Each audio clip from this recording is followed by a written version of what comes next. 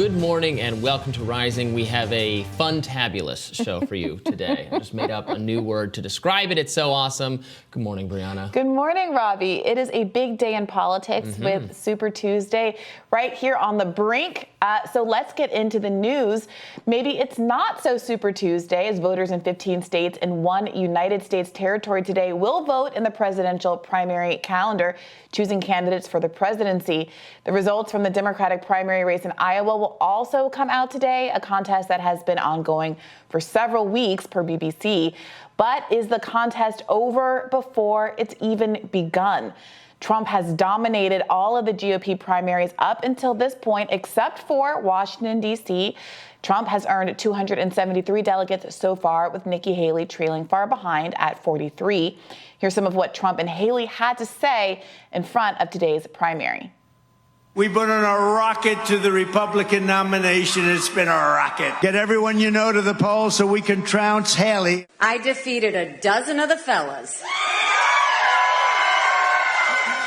I just have one more fella I gotta catch up to. Super Tuesday isn't just the biggest day for the presidential primaries. There are also some key Senate, House, and governor's races to watch for today. Specifically, California Democrats will be competing for the Dianne Feinstein Senate seat. And in North Carolina, Democratic Governor Roy Cooper's term is limited, so the open seat voters are choosing candidates to fill and is expected to be the premier gubernatorial contest this year, according to NBC News. All right, so it's not exactly going to be the biggest mystery of the year. Exactly. What's going to happen for Nikki Haley tonight? The butler did it. Solved the mystery. I do want to say, she has, to her credit, fared better than pretty much anybody else who's tried to go toe-to-toe with Donald Trump. And it does seem like she's learning something about how to be kind of light and throw jabs and be a little bit more nimble than other folks who haven't felt really confident attacking Trump head on, but also come off as weak because Trump certainly doesn't have any of those same inhibitions. And it does weirdly feel to me sometimes like she's making progress, but simply winning the District of Columbia certainly isn't going to close the gap that she needs to close. Do you expect her to have any more opportunities tonight? No. No, I don't. There is something to be said for, I don't know, the experience she's gaining as a person on the campaign trail. You know, I am reminded of the 2008 Republican primaries, which John McCain eventually became the candidate. I think there were many people on the right who would have preferred in that cycle Mitt Romney, who also did pretty well in that campaign, got a lot of experience, and then went on in the next cycle to win the nomination. So maybe there's something to that. Republicans do have a history of giving their second place Republican attemptee person the nomination later. That's what happened to George H.W. Bush. That's what happened. John McCain ran against George W. Bush in 2000 in the primaries and lost, and then became the nominee 8 years later, and Romney, etc. So, you know, she could still be a factor later if she, but she does have to stay in the party, not run an independent bid or no labels bid, and she has to endorse Trump in the end. Well, this is the question. So she did an interview with Kristen Welker over the weekend on Meet the Press, where she kind of equivocated on the question of whether or not she was going to ultimately endorse Donald Trump. Welker asked her to confirm whether she was bound by her pledge to do so. And she said, no, I think I'll make what decision I want to make, but that's not something I'm thinking about. That's kind of a punted statement.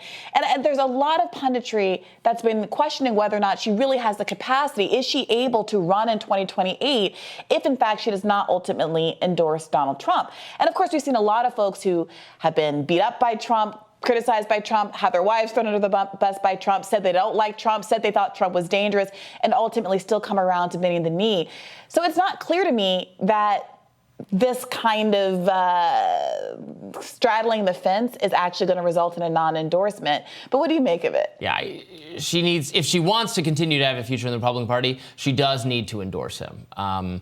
The rest of that stuff, you're exactly right. Ted Cruz, so mad about Trump, a lot of personal insults directed toward his families. That's all water under the bridge. DeSantis and Trump, all that. So remember how nasty that was for months and months and months? That's already fading from memory. You've already forgot about Meatball Ron. Among all but the Ron DeSanctimonious nickname, retired.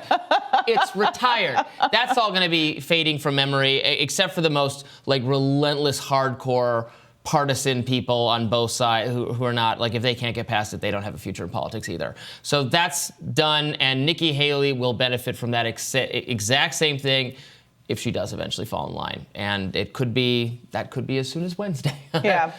Based on these results. Let's turn briefly to the Democratic situation. I think it's most interesting in California. We obviously paid close attention to the final months of Dianne Feinstein, watching, frankly, with a certain amount of sorrow and horror at her still being carted along despite being in a horrible physical and mental shape. A really frustrating and sad reminder of how elderly and clinging to power some of our representatives are. Now there's this race to replace her that a lot of Democrats whose names are, I think, somewhat familiar, at least to very politically active people, but maybe not, because Schiff is running away with it. Yeah, I hear you making this argument about name recognition. I'm still very surprised. It seems to me that what's happening here is that this is a story about power. It's a story about power when you look at how we have a gerontocracy where so many people just stay in office a very, very long time, and you can see it on the age composition of Congress. But you also see that grip expressed in who has what endorsements and who has what money. And Adam Schiff got the tap from Nancy Pelosi, got that endorsement, has been bringing in money hand over fist. And that might be a huge factor here as to why he's pulled ahead in the polls over these other candidates. Barbara Lee, I really thought might have a breakout moment for a couple of reasons. Remember, there was a lot of patter about whether or not there had to be a black woman to replace her, whether or not when people were strategizing how they're going to get rid of Kamala, if Kamala was going to be shuttled back to her home state. But more importantly, more substantively, as the only member of Congress to vote against the Iraq War, she has always held a very special place in the hearts of many anti-interventionists and leftists around the country. And she emerged as the only ceasefire candidate in this race and one of the few and earliest Congress members to advocate for a ceasefire point-blank period after October 7th. And it is really fascinating, perhaps a counterexample to how influential that particular issue is, that hasn't given her much of an edge. And Katie Porter, of course, became famous during the kind of progressive resurgence in the post-2018, post-Bernie era after his first run, as someone who managed to carry the progressive mantle while winning in a purple district as opposed to the deep blue districts where progressives typically win. And she became famous for her whiteboard fights, remember, in Congress over economic issues, populist economic issues. So famous, in fact, that she was not allowed to stay on her committee because it was embarrassing for Democrats who use the Financial Services Committee, as Republicans do, for a lot of fundraising. Katie Porter talking about how corrupt the financial industry wasn't exactly helping her for those efforts. So I thought maybe for that reason also she would get more traction across the state, but it doesn't seem like that's been translating so far. No, and one thing you could say about Barbara Lee and Katie Porter is I don't think they're nearly as loathed, frankly, by Republicans as Adam Schiff is. Adam Schiff features prominently as an antagonist on Fox News for his role in Russiagate and other things of that nature. I think he's closely associated with outrage over January 6th, which doesn't matter at all from within a Democratic primary, but is going to have an opponent, and Republicans in California don't fare particularly well, but this is someone who inspires a lot of passion and anger on the other side, interestingly enough. So we'll see if that matters at all. I don't know very much about the candidate on the Republican side, but maybe we'll check him out and report back, and we'll have more Rising right after this.